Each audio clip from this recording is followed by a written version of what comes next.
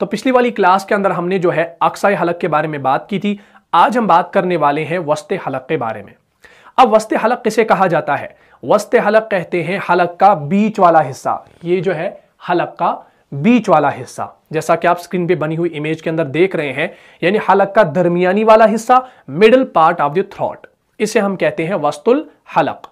अब इस जगह से जो है, इस जगह से दो हरूफ निकलते हैं, और वो दो हरूफ कौन से हैं? वो है आइन हा, आइन और हा। तो ये दो जो हरूफ है ये कहां से निकलते हैं? हलक के बीच वाले हिस्से से।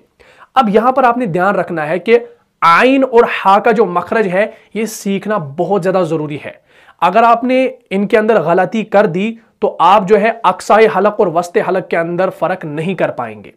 हल्की मखारिज में जो है चार हरूफ जो है वो आवाज के एतबार से सेम है, और वो चार हरूफ कौन से हैं? हमजा हा, आइन हा।